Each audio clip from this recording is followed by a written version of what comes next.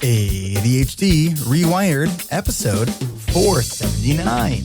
This is the podcast for those of us with really good intentions and a slightly wandering attention. I'm Eric Tivers. I'm a licensed clinical social worker by training and a coach by design. I'm your host, and I have ADHD. ADHD Rewired is more than just a podcast. We are a community. We are wired for connection, and you are not alone. Go to ADHDrewired.com to learn how you can join us in our free and secret Facebook group. Get additional resources for every episode, including links to any resources we mention on today's show. You can support us on Patreon, sign up for our email newsletter. You can request podcast postcards to distribute to your clients and support groups. Learn all about our award-winning coaching and accountability groups. You can co-work with us in our Adult Study Hall virtual membership community. You can do all of these things by going to our website at ADHDrewired.com. We know that starting is the hardest part, so let's get started. Welcome back to another episode of ADHD Rewired. Today's guest is Jesse J. Anderson. Jesse is a writer, speaker, developer, and content creator who was diagnosed with ADHD at 36. He is the co-founder of Polar Habits, a guilt-free habit app, and he writes a weekly newsletter called Refocus. He is the author, or the soon-to-be author, he is still writing this book, of Refocus, Thriving with Adult ADHD. He also has 2 podcasts and some other stuff that I don't think he mentioned here in his bio. Jesse, welcome to the show. Thank you so much for having me. I've been a fan of ADHD Rewired since I was diagnosed back in 2017. So I've been listening for a long time. It's great to be here with you. Well, I think this is going to be a lot of fun. After about 15 minutes of us just like diving into just talking, I'm like, oh, we should be recording because I think we're talking about some interesting stuff here. So, right. So let's get into it. So you were diagnosed, as you said, in 2016. So you're, I'm not going to math, but you're 40 something, right? And you like to write, you use humor. I was actually just listening to your podcast that you do with, why do I keep forgetting her name? Marie, what's her last name? Ing? Yes, Ning. I had her on the podcast. Yes. So you guys co-host this, and she has the platform, the To-Do platform. Of course, I'm just forgetting all the things right now, so help me. Llama Life? Yep, that's the one. That's the one. She has Llama Life. And so in the episode that came out today, we're recording this on February 21st. She talked about a little mistake that went out in an update. Could you just talk about it? Because it's funnier than hell. Yeah, so it does the app Llama Life, which is an app for like kind of helping you with using timers to help you get stuff done. And they had a new app update that had like these templates that would sort of like help you come up with like the list of to-dos that you're going to do. And one of them was, I forget exactly what the template was for, but it had a message in it. Like one of the to-dos was check your refrigerator and your pantry. And so they set it out and sent it out. And then somebody quickly noticed that they were missing the letter R in the word pantry. So the task said, check your refrigerator and your panty. And then, as you might expect, social media kind of had a heyday with it. Lots of fun jokes in replying to that. And yeah, it was a good time. And we had a good laugh kind of recounting her experience kind of dealing with that typo and just really leaning into it, which is fun. I think a lot of people that's what I loved, is the leaning into the mistake. And I love that you shared that when someone DM'd you guys and said that, there's like circled that. And her reply was, yeah, it's a good idea to check that. Like, she totally missed what they were actually referring to until like hours later. And I love that she shared that. And like that to me, like, okay, that's real and it's funnier than hell. Yeah. I mean, I think kind of you referred to like, I think humor is so important, just especially in understanding kind of your ADHD, because it's kind of one of those things like if you don't laugh, you're going to cry. And maybe there's a little too much crying. So leaning into the laugh, I think, is a great way to approach it. And that's really a lot of what I do with kind of my advocacy for ADHD is just really leaning into like what the funny aspects of life are, because like it would be so easy, I think, find out about that typo and just be like mortified and like delete it and hide it and try to make sure no one knew about it. But by leaning into it, it made it like kind of that's funny. Like telling people to check their panty it's funny. I think that you're going to have to suggest a rebrand of their logo. I think it needs to be a llama wearing panties. Oh man, I'll mention that to her on our next episode. So now you are the co-founder of an app called Polar Habits. Talk about that. Yeah. So Polar Habits. So the idea was started by my business partner, my co-founder, Murat, and he initiated it. He had kind of this idea where basically he was doing habits and he was trying to do stuff. I think it was initially he was like trying to do a course. And so there was like a self-paced course and he was trying to consistently do like the lessons every day or every week or whatever it was. And he found that like most habit apps were all about like the streak. It was like, you got to have your streak, build up your streak. Like that's how I hate the streaks. Oh, they're the worst. Yeah. Streaks suck. They're terrible. But like almost every habit app out there is all about like celebrating like, oh, you did 13 days in a row and stuff like that. And so he had this idea basically, and he kind of built it in just like Google Sheets, just sort of like spreadsheets of like, what if when you missed a day, it didn't start you back at zero, but it sort of like affected this like kind of, he had a different name at the time, but basically like a momentum graph, because I did this consistently for 20 days. I shouldn't have to start over just because like I had a weekend where I didn't do it. 20 days doesn't undo itself. Right, exactly. But with most habit apps, it does. And so what he did, he kind of built this formula. It's a pretty simple formula. I think we have it listed somewhere on our page, but it basically builds like this chart that allows it to kind of dip a little bit. And then like, if you miss it for like more and more and more and more days, eventually it will kind of drop down quicker. It's kind of like exponential that way. So he had done that kind of early on and then started building the app. And I saw it and immediately was like, I love this. Like, I want to be part of this. And so I reached out pretty early on and then we decided to partner up on it. And so we've been working on it. We had a big launch in the beginning of January, like for the new year. And it's been going really great. But one of the things I love with the way we kind of have this graph that like charts your progress, like when you miss a day, when you see it in the graph, it's almost like, oh yeah, that's when I did this thing. It's almost like this historical like reminder. I don't know. There's something that it's a subtle change, but it makes a huge difference. And I found that it doesn't shine the light on, hey, you sucked that day. Right. It's like, oh, yeah, that thing happened. Oh, but look how well you're doing. Yes, exactly. Yeah. So I find it to be like really encouraging. It's like, it's a small change that I think really pays dividends and really makes a big difference. And we've been getting a lot of really positive feedback from our users, people that try it out and really love kind of that new approach. So that's been really fun because habits have always been kind of a hard thing for me to tackle. And right around the same time that I was working on the app, I read Tiny Habits, which was really good. And I've read Atomic Habits before as well. And so it's one of those things where I think habits are so funny because they sound like this magic solution, like, oh, just make it a habit and that's going to solve it. And it's like, I think at some point I tweeted like habits are the big lie for curing your ADHD or something like that. Because it always feels like this magic solution. And then it's like, that's not how they work. Like you still have to make the choice, I feel like, for that habit to continue. It doesn't just like lock in one day and then works forever. Well, it's funny, one of the things I talk about in my coaching groups is this idea that we have this tendency to like do life on autopilot, and we have the autopilot button, but it's not actually connected to anything. So we're like, yeah, I'm fine. I've been doing this for a while. Like I'm fine, and then months later you're like, wait, I used to work out. What happened? Right. Yeah. I feel like those little revelations happen a lot where like, oh, I was doing this thing every day forever. And like, I forgot to one day. And then I never remembered to do it ever again. I've actually had that with jobs before. And so this is like, before I knew I had ADHD, there was this one job I had that I was pretty good at the job. Like I enjoyed the job. I was pretty good at it, but I had like a million little responsibilities. But what happened, that exact sort of thing happened. Like one week, I forgot to do one of the things. And my boss didn't just say like, hey, you forgot to do this. He like wrote it down in like a secret little notebook down somewhere. They're like, oh, Jesse stops doing this. Let's see when he starts doing it again.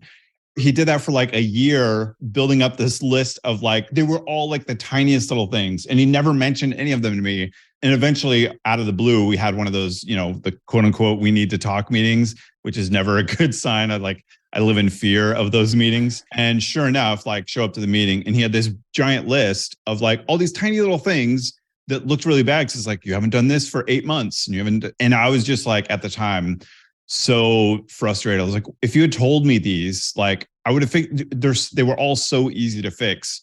I just kind of like what you're saying, like I forgot to do it one day and then it's just like, it fell out of my brain and it never came back again.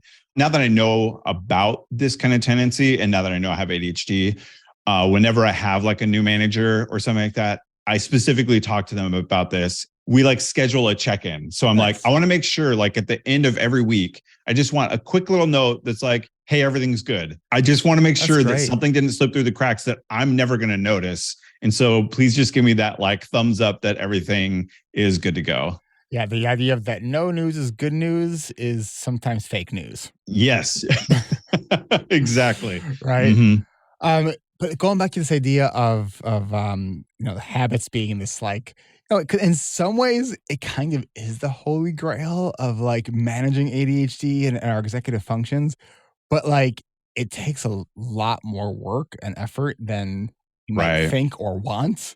Right. Mm-hmm. But when you can do like, for me, my sort of like, oh, this actually is a habit is when I had a determined intention of, all right, I'm going to skip today.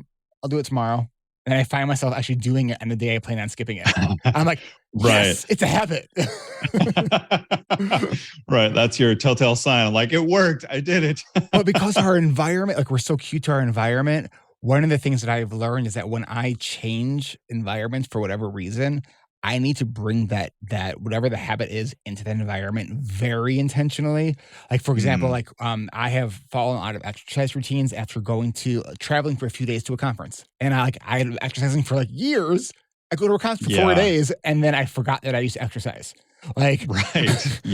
So like I make sure that I exercise when I like go to the conference. I make sure that I exercise on the first day back from the conference, right? Because it's like it's just so easy for that kind of stuff to slip. Yeah. I mean, that reminds me, we had this a while back, a time where the shower in our bathroom was like having issues. So we had to use the other one down the hall. So we had the other bathroom down the hall and we had to switch to start using that shower. And this seemed like this shouldn't be that big of a deal. But I like forgot to like brush my teeth. I wasn't using deodorant anymore. Like all of my morning routine, it was like habit stacks. I had this whole pattern that I'd get out of bed, I'd get in the shower, and then I would do all these things. And just because I was going through like a different shower, it didn't even occur to me. Like the thought of like, oh, should I brush? It was like, if I had thought of that, I would have been like, yes, brush your teeth. But it just like threw everything completely off. I was like lost. And I didn't even know what the problem was for a while. I was like, why am I forgetting? And then it like dawned on me. I'm like, the shower. Because before in the old bathroom, I'd step out of the shower and all the stuff was right there. And so I'd get out of the shower and I'd dry off and then I'd grab the deodorant or whatever. Like I had this like whole system, but since I was in the other bathroom, by the time I walked back, it was like that link had been broken and I had to like totally retrain myself. I literally like wrote down a list. What are the things I need to do in the morning? And I had that list on the mirror for a while because otherwise I hadn't thought about doing that stuff for like years. And just because we moved the shower now, it's like I had to relearn how to do my like basic morning hygiene routine. Did you know they make special crayons that you can like use in the bathtub? No, really. So you can like totally like write your reminders right there. And as you're talking about this, I was thinking two things. So I have a inoperable shower in my master bathroom. Because I had to pull some tile back because the wall was soft. So we're like, all right, how bad is it? So we had to pull a couple tiles to see. And that was maybe a year and a half ago. So now I'm thinking, well, if I fix that, then I might also stop brushing my teeth. So I think it just makes more sense to just let the shower be. Yeah, our brains are so tricky like that. I feel like my brain is so good at coming up with like really good, legitimate excuses to explain why I shouldn't do the thing that I should probably actually like reasons why I probably shouldn't do the taxes for another couple of weeks. And somehow I'm like, yeah, that seems logical. I don't know. I feel like it's weird when I talk about my brain because I think with ADHD, I feel like I have like two brains, like one that's me, and then one is like this device that like lets me do all the stuff. And so I have to like convince this other version, this other part of my brain. So I kind of refer to that as my brain. I'm like, I'm me and I have the intentions, and then my brain actually does the actions. So that's why there's always kind of like this disconnect where I'm like, I have really good intentions about doing these things and stuff I want to get done. And my brain is just like, nah, we're not going to do that today. Not today. Not today.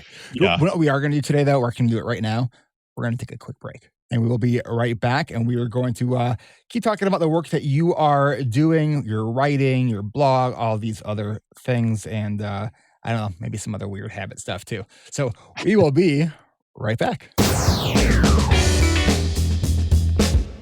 Support for this show comes from ADHD Rewired's award-winning coaching and accountability groups. Learn more at coachingrewired.com. We get a lot of questions. For example, during our monthly live Q&As, people ask us a lot about next steps for ADHD management. Maybe you're utilizing ADHD medication, or you've read books or listened to podcasts like this one to get tips and tricks on how to declutter or change careers or actually follow through with your plans. Or maybe you're already working with a mental health professional like a social worker or psychiatrist, but you still feel like something's missing. That's where coaching comes in. For so many people, it's been that game-changing ingredient where you can bring your own ingredients, your own tools and strategies, and build on and improve those strategies in ways that actually work for your unique ADHD brain. Of course, we'll share resources of our own to help you go from time blind to time wise, help you better manage your calendar and not just plan for the short term, but for the long term as well. Because here at ADHD Rewired, we encourage our members to bring their lives to coaching, so that whether it's myself or one of our amazing coaches or our peer mentors, we can help you create actionable steps so you can live a more wholehearted and intentional life. Now, our spring season is already underway, which means that registration for our summer sessions is starting soon. Go to coachingrewired.com to get your name added to our interest list and start your pre-registration process today so you can join us for our registration kickoff event on Thursday, May 4th at 12 p.m. Pacific, 3 p.m. Eastern. Registration is by invitation only, so to get a head start on your pre-registration process, go to coachingrewired.com. That's coachingrewired.com. We can't wait to meet you.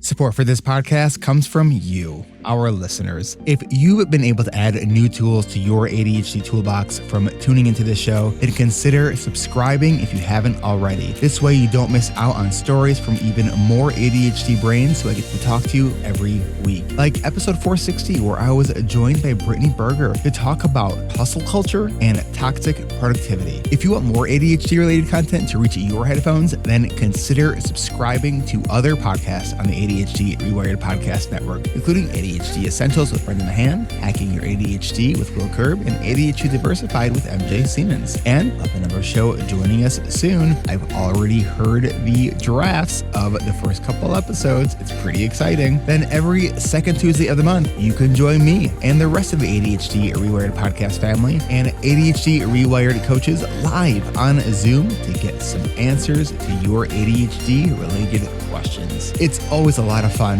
and we love being able to connect with everyone in real time. That's ADHDrewired.com to find everything ADHD Rewired, including our podcast archives, show notes, co-working community, and other shows, upcoming events, and of course, our coaching groups. The website again is ADHDrewired.com. The only thing you might not find there is your keys. You should check your winter coat. It might be in there.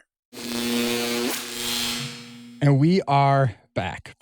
All right. So we were just talking about habits, and during the break, Jesse and I were talking a little bit about just like podcasting and habits and perfectionism. And Jesse mentioned that it's like, oh, I'm getting close to episode 500.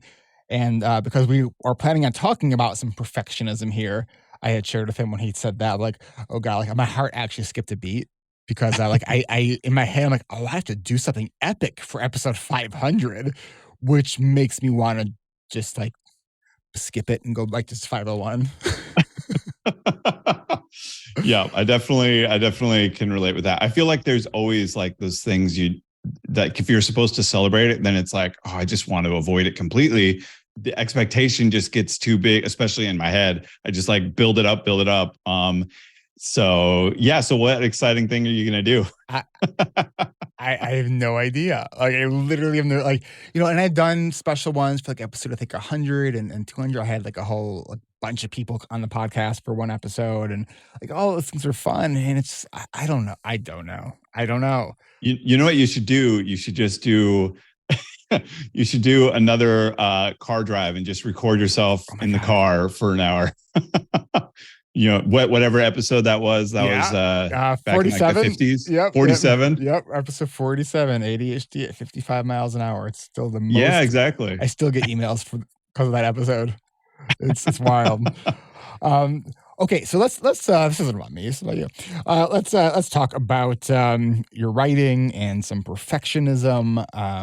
Because I know when we first talked, you were talking about some of the perfectionism too with your writing and some overcommitting. And then you said to me, Eric, I don't know how to be coached. Yeah. We were talking about coaching a little bit, and I feel like I know coaches, like I know people that are ADHD coaches, and I feel like coaching, I see the benefit, and I almost wish I could have that. But my fear is like, I feel like I don't know how to be coached. Like I've been in like a therapy session before where I'll be in there and I have this like, I don't know how to describe it. It's almost like I'm talking with the therapist and then they like hop on a train and they're like, all right, get on the train with me. And here we go. I don't actually feel like we're going in a direction that I care about, but I also don't know that enough to like say anything about it. And I don't know if this makes any sense, but I feel like stuck in this conversation that doesn't feel like it's actually coaching. I just feel like I don't know. I like there's this expectation that maybe it's just my own like made up expectation of what the session should be like. And then it's not that. And I feel like it's my fault. It feels like I've shown up, it's like how I felt growing up a lot. Like I'm in a situation, everyone else knows what they should do in this situation, but I don't know what I should do. And so I'm just like panicking and I'm like, and I don't want to say anything because am I wasting their time? Is this a way, like, how can I get out of this? Oh, I'm just so like you're trying a to people escape. pleaser too.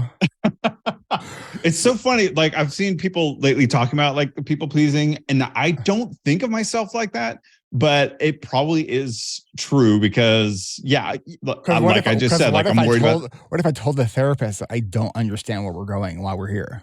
Like how would what would they think about me? Yeah. I think there's that people pleaser that is kind of hidden because I think I rebel a lot. I think that's why I don't feel like people pleaser. Like that's when I hear people pleaser, I don't relate. So I'm like, I don't know. I rebel. I just say if people are doing one thing, I'm like, I don't want to do that. So I ain't going to do that. And I'm okay that upsets people. And so that part of me is like not people pleasing. But then again, like you're saying, clearly my example of the therapist is I'm like, well, I don't want to make them upset that I don't get what we're talking about here. So in the when you apply to be on the podcast, and we do the pre-interview, one of the questions I asked on the pre-interview is, why do you want to be a guest on the podcast? And you wrote, I would love to talk about the importance of advocacy. What about self-advocacy? So what do you mean? So self-advocacy is the communication piece of, so it's the combination of self-awareness, knowing yourself and what you want and need, self-determination, having goals, desires, intentions, and then being able to communicate those to where you need to. Right. So as I'm sort of piecing this together, and I was just glanced out at my paper here, importance of advocacy. But sitting on the therapist couch and has these thoughts about not sure why we're on this train, and I don't think I even want to be on this train, but not sure I could say that. Yeah. That's interesting. I don't know what I think about that. So I don't feel like I normally have difficulty standing up for myself. Like people that know me, like I'm pretty vocal about my opinions.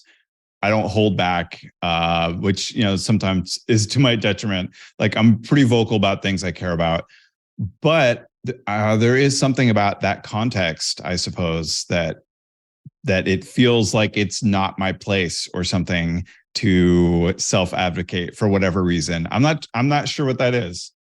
Is it when there's an element of some kind of uncertainty?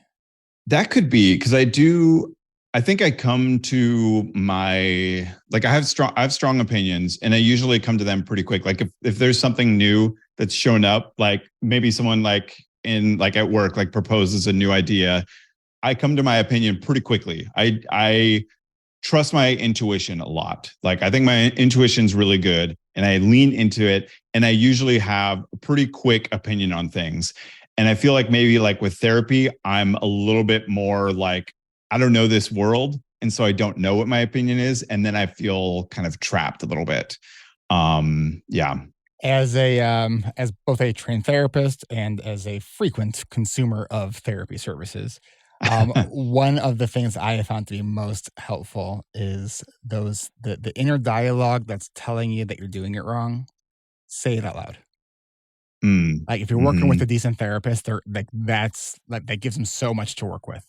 Like the Right. last therapist that I was working with, one of the things I would say probably at every session was, "All right, so the thing I don't really want to tell you this week is," like, Right. because it's Yeah. I mean, there is this universal phenomenon that we go to therapists and there are things that we don't tell our therapists. If we take a step back from that, like, that is silly. Right. Yeah, Like, I think it's almost rooted in like so much with having ADHD. Growing up with ADHD is like you build up this giant ball of shame. There's just like so much that you're just like ashamed of, and like which kills like your self esteem and stuff like that. And so I think for most of my childhood, I was just like building up this list of things where I'm like, well, I can't tell anyone any of this. Like, there's like all these like secrets you're building up.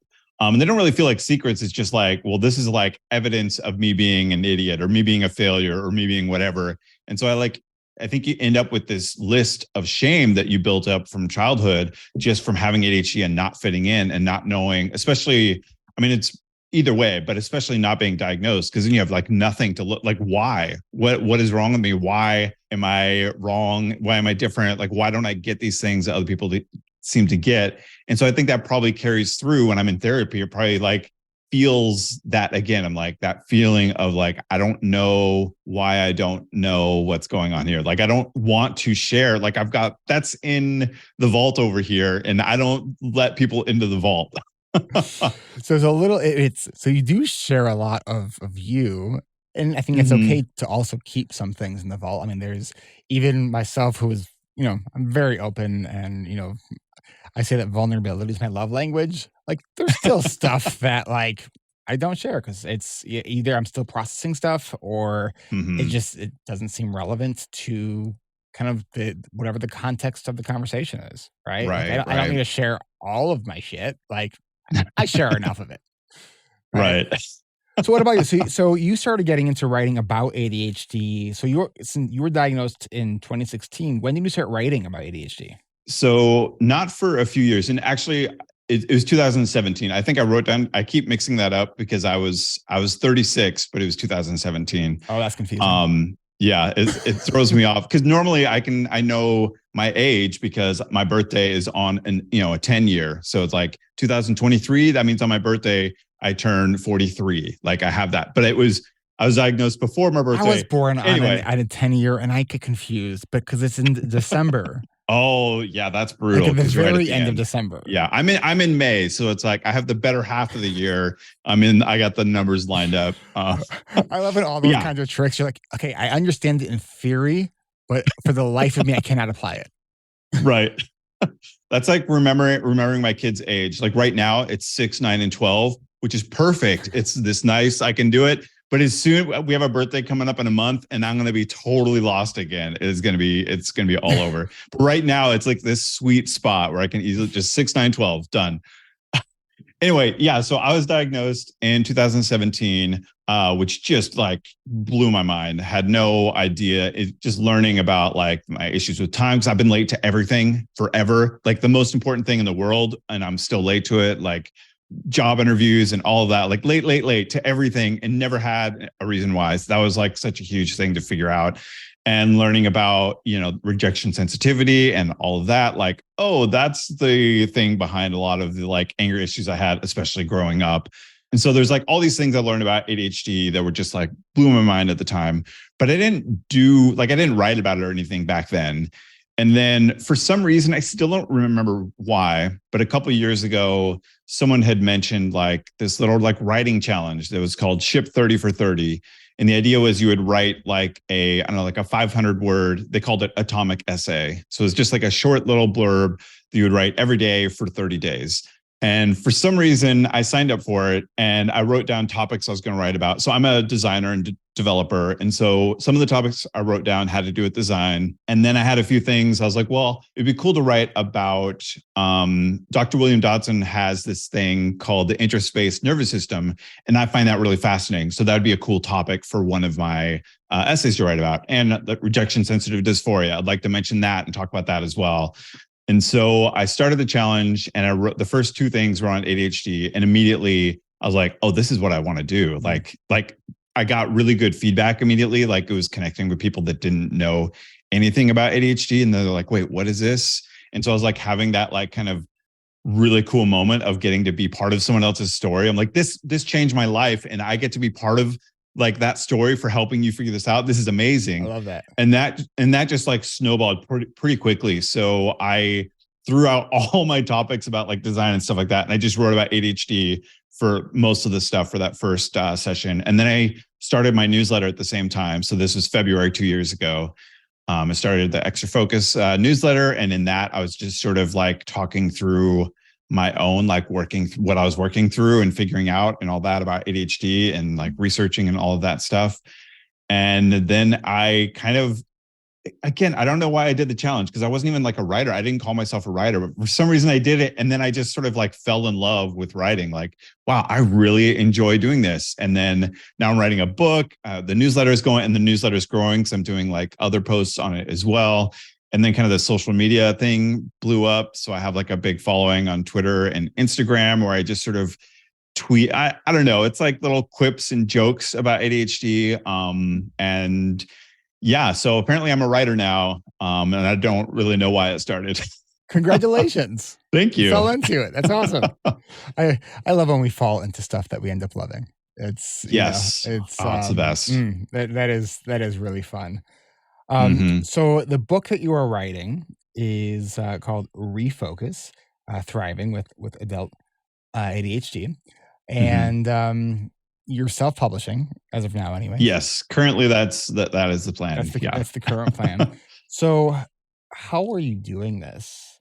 Like, what do you mean? In which way are you asking? I'm always just like, just always floored by people with ADHD who can write books. I'm just like, wow, like the fantasized version of myself. Like I've written so many books and I'm good at it and it's easy. But like I am nowhere near that fantasized version of myself. This is why I podcast. Yeah, I mean, the funny thing with writing a book is like I'm lucky I fell in love with it because it's so hard. It is so freaking hard. I know I've gotten to know Jessica McCabe from How to ADHD, and she's writing a book, and we've messaged a few times, just like commiserating, like this is the worst decision ever. What are we doing? This is such a mistake. I know. I gotta tell Jessica too that like she needs to finish this book because I miss my friend because we have not been talking that much since she's been writing her book. All she's doing is trying to write the book. Yeah, it's like all consuming. So it is so much work. I basically I'd been doing the atomic essays. So just like short little like 500 word things about it. And for some reason I was like, oh, if I did a few more of those as like a book, like I could have like a shorter book and it'd be fine. And oh man, it's so much more to it because you have to make sure that everything connects. It's a nonfiction book, but there still has to be like a narrative. You can't just like have a topic and then jump to a completely different topic without there being any sort of like flow. And so you have to think about like how to structure things. And it's way more work than I thought it was going to be when I started doing it. Through that process, I've been figuring out like the things that work well for me. Like one thing I've enjoyed doing is sometimes I will, like if I want to write a new chapter in the book, instead I'll just write a Twitter thread. So I'll write it in that context because that feels really familiar. I've been using Twitter for so long. It's like writing in tweets. And so I use Typefoley, which like lets you write like long threads like that. But I write it broken up like it's tweets. And then that way I usually get like half the book chapter. I do have shorter chapters. So I get like half the book chapter just by writing that thread. And then I post that. And then I get like a lot of people reply to that and sort of comment on it. And then I'm getting like this great free kind of feedback. I'm like, oh, several people are really connecting with this part of it. So maybe I could expand on that. Or like, oh, no one likes this, or someone points out a flaw. I'm like, oh yeah, maybe I shouldn't say that. And so I'm just like kind of learning by, like, I'm sort of building in public, writing it in public by doing these tweet threads that people can engage with. And then I'm not staring at a blank page, because like the worst part in writing is when you have a blank page and you're just like, what do I even say? And so since this tweet thread thing works for me, like that's become sort of like a great initiator for like, I got a new chapter, write a thread, learn from feedback, and then now I have like a great starting point that I can just sort of expand in the book. Now, you've said though too that you've had some issues with perfectionism and how that kind of can stifle some of your motivation. Yeah. So like right now it's talking about the tweet thread stuff and like it's all glorious, but also I'll be reading the book and I'm like, well, this is all trash. I just need to like take a break for, 6 months and walk away because I'm like terrified to look at it or anything like that. And that's what you actually did. You were writing this and you literally stopped for 6 months. Yes. Yeah. Which, and I've that done part's understandable. The part that I think is amazing is that you came back to it. I think partly I was just too embarrassed to abandon it completely. I was like, I put a lot of work into it and a lot of people know about it. I can't just like not do it. And so I abandoned it for a long time. And then I basically kept doing, because I did this a really long one, like 6 months, but I also took another like 3-month break here. And then I took another like 3 or 4 month break there. And every time I kind of had to trick myself into coming back, because it was like I knew that my interest had like waned, like I'd lost like whatever was driving me. And so I'd have to do something. So like one thing I did, I just like in my newsletter, I just like announced like, hey, do you want to be a beta reader for my book? Sign up here and the beta is going to start in 2 weeks. And I sent that email and I was like, well, crap, now I got 2 weeks because like, I don't want anyone to see the book in its current state. So that just like, there was like a forcing function of like, now I got to go through there and clean this up and make it better. And so I've done that sort of a thing a few different times to try and like jazz up my interest to get me back into kind of that flow of getting stuff done again. Jesse, that's my secret sauce right there. That's how I've done most of the things of significance with my business is I announce it and then I'm like, oh shit, I got to do this now. Right. Yeah. And it just works. And it's like, it feels like it helps, like it gets you up to that, like the healthy level of stress. Right. Yeah. Like where it's like, oh shit, like, because it's kind of gamified because you set it up yourself, it's like, oh, I got to do this now. Okay. I think that's great. Has there been anything that you have done since this is kind of a pattern of you putting it down, coming back to make it easier for you to come back? Well, I think easier to come back. Like, do you have an example? Like, what do you mean? Sure. So like one of the things that we talk about in our coaching groups is the idea of leaving yourself a trail of crumbs to like make it easier to come back. So like, if it's like a project, you write down what you just did. And if you were to continue working, what you'd be doing next. No, so I haven't done that. That's a really great idea and probably something, if I do book 2, which I'm hoping I'm going to do another book, that's probably something I should do is sort of, I think so much of like managing ADHD is just like learning my patterns and then trying to build systems around catching those patterns. All right. I want all the listeners to just in case you tuned out for a second, because what Jesse just said is literally like in a sentence, ADHD management. Can you say it again? No, it just flew out of my head. Oh, just like learning my patterns and then like adapting strategies to kind of match those patterns. I think that's what I said. I'm going to the transcripts. Okay. Perfect. So you said, I think so much of managing ADHD is just like learning my patterns and then trying to build systems around catching those patterns. It was something like that. That's what I think you said. So yeah, I think that is a really great idea. And like now that I know that this is probably going to be for me, like with books, like writing a book, I'm probably going to take steps away, having sort of maybe like a running list of like, what are my next sort of like plans here or that sort of thing is probably a really good idea, because that definitely becomes kind of an intimidating factor. Like once I've stepped away for a few weeks, there's no easy entry point. I'm like, how do I even come back? And so that's where I've done like that forcing, it's kind of like, Hallowell's Now or Not Now. It's like, there's not the urgency with the book. So if I make it now by announcing it, or another thing I did, I hired an editor to do a manuscript review. And so he gave me a deadline. And then that was like another like, well, crap, that was after I had done beta reading. So I had all this feedback and I just wasn't doing anything with it. But then I paid somebody money to do this manuscript review. So then that forced me to like, okay, I got to go through all this feedback now and apply it because I got 5 days. And I love it. Yeah, I do. I've been doing that. And I think doing something like you're suggesting would really help in the future of having an easy on-ramp, because that becomes so intimidating, especially when it's been months, where it's like, I don't even know where to start. I know that I don't want anyone to see it in its current state. I'm like embarrassed of it. And I'm terrified because, like we've kind of said before the interview, I'm terrified because a book feels so permanent, where a lot of the work, like the newsletter, I mean, there's an archive of the newsletter and like you could find my old tweets and stuff, but they feel much more like of the moment. So it's like it happens and then it goes away, and then no one's looking for like typos or mistakes for something I wrote like a week ago or months ago in one of the like tweets or the newsletter or whatever. But with a book, 4 years could go by and someone gets a copy of it and they're like, hey, this thing you said is wrong and I can't fix it, because like a book goes out and it's like once it's printed, like it's permanent. And so that's definitely where that perfectionism comes in, where I'm just like terrified of like, I'm going to do this thing. And like the second I release it, it's too late. Like I can do updates for like Kindle version, stuff like that. But that printed version is like done. And people are going to run into it later. Like books hang around. Hopefully people are reading my book in years, but I'm terrified of that too at the same time. So it's really getting over that hump has been difficult with something as big as a book. And I'm sure like Jessica writing her book, I'm sure she's having that same thing too. Like this is so permanent. I don't know. I don't want to say that's what Jessica's going through, but that's definitely what I'm going through. I'm terrified of the permanency of it all. Do they have like ink that like will just fade in 5 years? That's the way to do it. Yeah.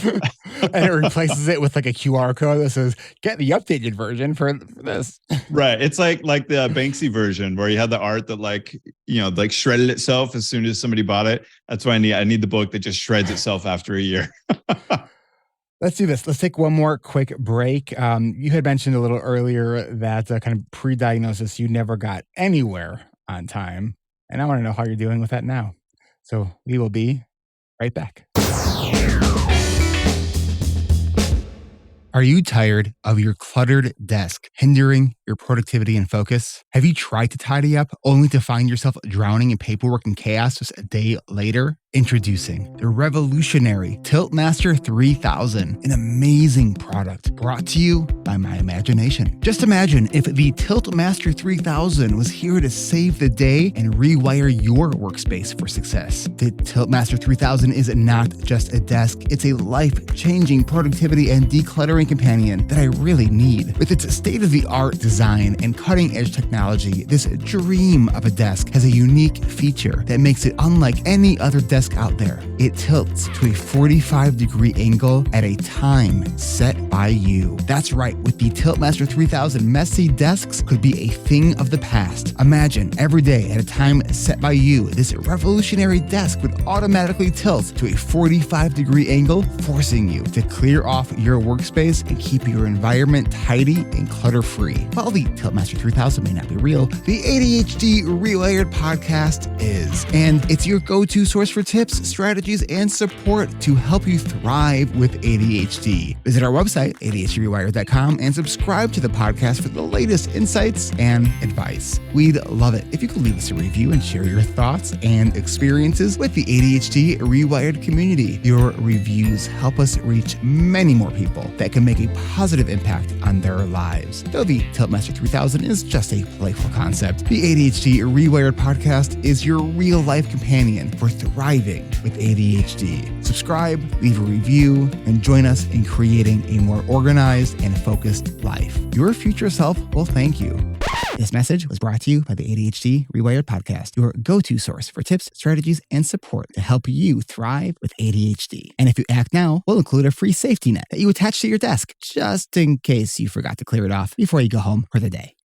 Support for ADHD Rewired comes from our Patreon community. If you love our work, consider becoming a patron at ADHDrewired.com/Patreon. And support can start at any amount that makes sense to you. When you become a patron at the $5 a month level or more, you can get uninterrupted episodes with the ads at the end of the show, so you don't miss any announcements from us. Then patrons at $25 a month can join me for our monthly coaching call every fourth Tuesday of the month at 1 p.m. Pacific, 4 p.m. Eastern, which means our next coaching call is next week. But I understand that time might not work for everyone. So if you don't want to miss out on those tips and tricks and conversations that we have during those small group coaching calls, patrons at $10 a month can get the audio recording of those calls in a private podcast feed. I am so grateful to all of our patrons who support us. Your support helps us to continue to share stories from other ADHD guests from all walks of life. And I hope we've been able to have a positive impact on your ADHD journey.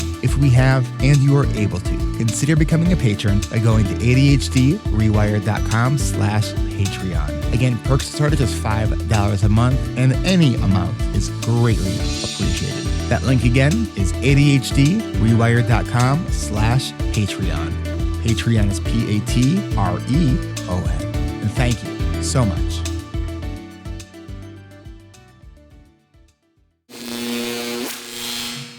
All right, we are back with ADHD Jesse.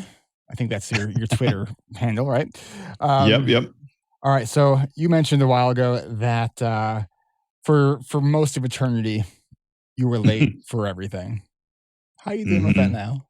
I would say it's still a struggle, Okay. but it definitely isn't fixed. I think being aware of it, kind of what I said before, just like learning my patterns has really helped a lot. Plus, I'm married now and my wife does not have that problem. She's neurotypical. And so she is very helpful. Like, oh, I have an appointment I have to drive to. She's really helpful at like getting me out the door for that sort of thing. Because otherwise I probably would still just be like, I have the problem, and I've always had this where I'm like, oh, okay, so I got to get to the place and like say I have to be there at 5:30. It takes half an hour to get there. Okay, so I got to leave at 5. And so I'll set the alarm. It's 4:50. So I should leave my desk and then get ready to go out, get in the car. Meanwhile, I'm forgetting about like, oh, I have to park when I get there and I have to like sign in. And who knows what traffic will be like. It's 5 o'clock, so there's going to be more traffic. Like, I don't think about any of that. It's just like transitions actually take time. Yes. Yeah. The thing that usually catches me is I'll get up and I'll start to like go to the door, but then I'm like, well, I don't want to leave yet. Like, it's not time to leave yet. It's like almost time to leave. And I know some people with ADHD are like always early to things. Me, I don't ever want to be early to anything because that just feels like I'm going to be like, I don't know, are people going to ask me questions? Do I have to do small talk? I hate small talk. I'm like, I want to be exactly on time or nothing. Like I just do not want to be early. Like it almost feels like a compulsion of like, I'll see something and be like, oh, I've got to organize this real quick. Or, oh, I got to do this thing real quick. I got to put this up. And it's something I've been ignoring for months, but suddenly now it feels like I have to do this in this moment. This mail needs to be sorted right now. And inevitably like that, I think I have 5 minutes. It takes 15 minutes and then I leave late and then I'm late to the thing. Since finding out more about ADHD, I've been trying to kind of like self-analyze this. And I feel like one thing that might be happening is I know the urgency motivates me. And so I feel like, again, that separation of the brain, I'm like, ooh, I've got that urgency thing. This lets me make the brain do stuff. So maybe right now, because if I get home after this, appointment, I'm not going to want to sort the mail. There's no urgency for anything anymore. And so I'm not going to be able to do that chore that I've been avoiding forever. You open to an idea? Yeah. So what if you said the only time that you can go through your mail was right before an appointment? So you actually bring your mail with you and you go through it in the car, in the parking lot of the place that you are going to. Oh, interesting. Yeah, that is an interesting approach because then it wouldn't be early, but I would just be there with the thing that I could do.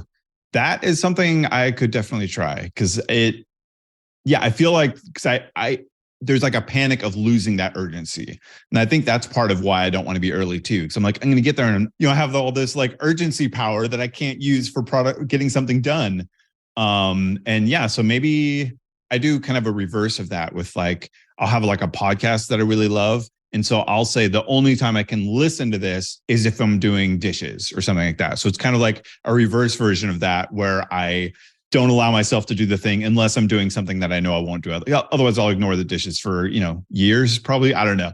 For like, I'll just completely ignore the dishes. But I wanted to hear this podcast. So then it's like, oh, I'm not doing the dishes. I'm listening to the podcast, and the dishes is just kind of something I have to do in the background while I'm doing the thing that I want to do. Yeah, I like that. I think there's so many tasks like that like those kind of 10 to 15-minute type tasks that we can sort of squeeze in and engineer that urgency. Like you were Yeah. mentioning with doing dishes. Like one of the things that has helped me with the habit of making my lunch the night before instead of waiting for the morning is I will actually, instead of starting dinner prep, I do my lunch prep first. 'Cause, like, I know that I'm hungry and my son's Oh, gonna wanna eat too, and so, like, yeah, yeah. I gotta hurry my shit up and get my lunch made so I can start making dinner. Right, And right. the other benefit of that is because I would wait till, like, after either when he was going to take a bath or shower, or after he goes to bed, and by that time, it was, like, 50-50 if I had enough EF left to actually make the Right. lunch. Yeah, that's pretty clever. I like that a lot. I feel like so much of, again, of like learning my patterns is like, well, okay, so I have to trick myself to do the thing by kind of forcing it into a place that it's kind of like in the way of the thing I need to get to. So then I'll just like be more likely to kind of like power through it like that. That's pretty good. What I find so interesting about you, Jesse, is that you said that you're, like, not sure you would know how to be coached. You have one of the most important ingredients of a good coachee, and that's curiosity. Like, you're Oh clearly man. very curious about your patterns, and that's gold. Like, if you have a Hmm. non-judgmental curiosity towards how things are going, like, you're gonna figure it all out. Like, it just takes time. Interesting. Yeah, I would definitely say curiosity is one of my strengths for sure. I'm infinitely curious, which like we haven't talked about my job much, but like as a designer and a developer, that's what really allows me to kind of thrive there is always curious. Like I'm always wanting to learn more about things, and which is fun to, get diagnosed with ADHD because holy cow, is there a lot to learn there. So just like constantly, it's been years and I'm still like learning new stuff about it all the time. Yeah, so that's really interesting to hear that could be beneficial for coaching. 'Cause it's that open-mindedness, it's so Mm, often we might brainstorm ideas for stuff, and I think that skips and we recommend our coaching group members actually read the book, Change Your Questions, Change Your Life, 'cause mm. in this book, they talk about question storming. So there's brainstorming, so there's question storming, and the power of questions and question storming, 'cause it's like, oh my sometimes we realize that we're not actually solving for the right problem, and if we focus Oh yeah. first on the questions, that's where we really get to like, "Oh, I can enter this at 10 different angles. Okay. Like, now I can actually see what I'm actually trying to solve." Right, right. Nice. Hmm. Alright, so what haven't I asked you about that you wanna tell people about? I think we mentioned your podcast, ADHD Nerds and the Weekly Build. You recently put ADHD Nerds on pause or Yeah, so we talked about it a little bit before the show, but it has been doing really well and it's been super fun. And I have the problem of I say yes to anything that sounds interesting. I think I'm pretty good at saying no to things that don't sound interesting, but if it sounds fun, like interesting, I'm like all in, like, yeah, I'm going to do this, I'm going to do this, I'm going to do that. I sometimes say it's like I feel like I'm juggling chainsaws, and which is really fun and exciting to kind of watch. But then even chainsaw juggling eventually gets boring. Like you can't watch someone juggle like three chainsaws for like half an hour. Like eventually you're like, yeah, we get it. But if you keep adding more chainsaws, that kind of ups the excitement a little bit. So I feel like for me, if I feel like I'm getting bored a little bit, like I'm worried that like, oh, I'm going to drop the ball on these things, my default is like add a new thing and then kind of use that energy to kind of keep all the things going. Which probably is going to lead to burnout at some point. But yeah, because of that, I have really hard time saying no to things that are interesting and are exciting. But at some point, I noticed that I was like trying to schedule some upcoming guests for the show, and I was like, oh, I'm not excited about this. This feels like a chore. Like I have to schedule, and then like the editing is going to feel like work. I'm like, oh no, I lost like the fun here, even though the interviews were still super fun. And so it just sort of like jumped out at me. Like I really need to finish the book this year. Hopefully the first half of this year. And because I'm still doing a full-time job in addition to kind of all this ADHD stuff and having a family with 3 kids, like, time is finite. I only have so much time to put around. And I realized finally that like ADHD Nerds was taking a lot of it. And so I kind of put it on pause. I released an episode that basically said, this is the end of chapter 1. And I already, because I can't help it, I already have things I'm thinking about for chapter 2. But I basically kind of I'll say it on the podcast to make it for reals. Like, I'm not going to do chapter 2 until my book is done. And so once the book is done, then I'm going to kind of reevaluate again and probably want to do chapter 2. Because like I said, I have got all exciting things I want to try. I want to get back into it. But for now, that's sort of, I had to put that on pause so that I could give the book and some of my other stuff like more of my attention. Jesse, where can people follow you? Instagram, Twitter, all those things, and find out about your book. Yeah. So my username on Twitter and Instagram is just ADHD Jesse, and that's JESSE. And that's my website too, ADHDjesse.com. The main thing I tell people to go to, other than following me on social media, is my newsletter. So I have the weekly newsletter, Extra Focus, which is just at extrafocus.net. And then the book, there's not a lot on the book site right now, but you can sign up for the waiting list, which is refocusbook.com. But just go to the newsletter. Everything's kind of the newsletter. That's the best place to go to follow the stuff that I'm doing. Yeah. Jesse, this was a ton of fun. I felt like I could have gone maybe 2 hours having our conversation here with you. But when I look at the analytics, nobody listens after the hour mark. So I try. So right. I'm interested, but I want to make sure that everyone's hearing this content. So, Jesse, awesome. Thank you so much. This was a lot of fun, and I definitely come on back when you finish this book. I'd love to have you back on. Oh, I would love that. That would be amazing. Thank you so much for having me. This was a blast. It was great to chat with you. Awesome. Thanks. This is Eric Tivers. Thank you for listening, and congratulations for making it to the end. ADHD Rewired is more than just a podcast. We are a community focused on learning, growing, and connection. The website is ADHDrewired.com. You can find time-stamped summaries and additional resources for each episode. Apply to join our free and secret Facebook community. Learn more about our award-winning intensive online video-based coaching and accountability groups. Join the Adult Study Hall virtual co-working membership community. Find all the other podcasts on the ADHD Rewired Podcast Network. Sign up for my email newsletter to get exclusive content that you won't hear anywhere else. And use the search tool to find episodes on specific topics. You can do all of this at ADHDrewired.com. While you're there, click on the Patreon button. If you are a regular listener, consider making a monthly contribution by becoming a patron. If you are able to financially support my work, it would mean a lot.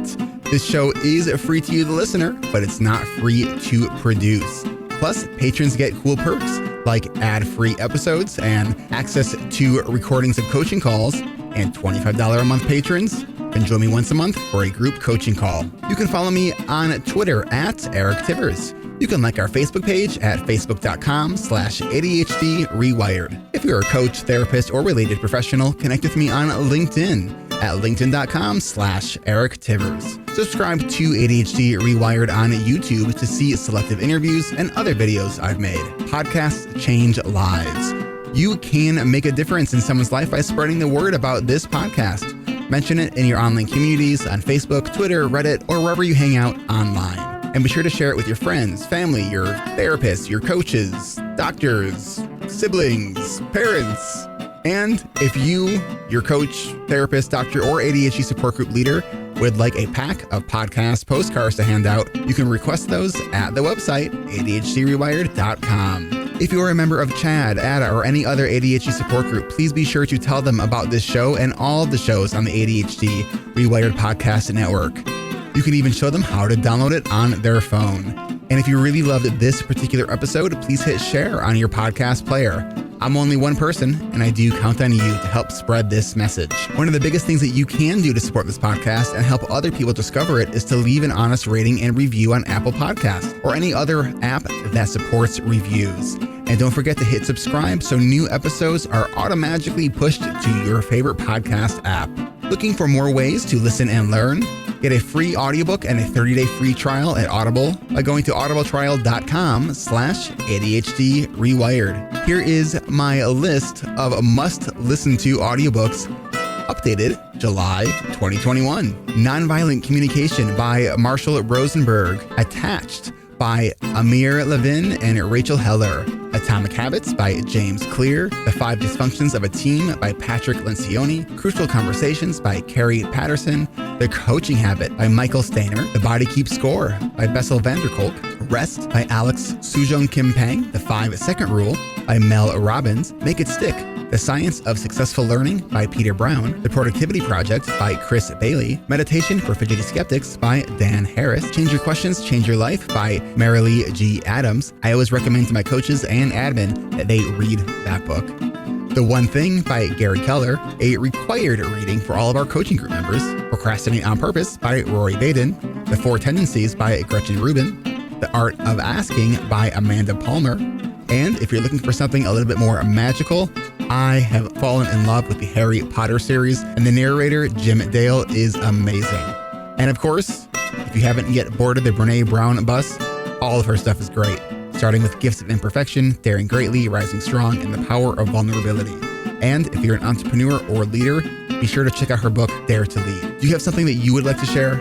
Click on the podcast tab at ADHD Rewired. Click the button to be a guest at the top of the page and schedule a 15-minute interview. This is Eric Tivers, reminding you to keep learning, growing, and connecting. Self-care is not selfish. No matter what you get done or don't get done, you are still enough. And no matter how hard it feels, we can do hard things. And we don't need to do them in the hardest way possible. Thanks for listening. I'll catch you next week.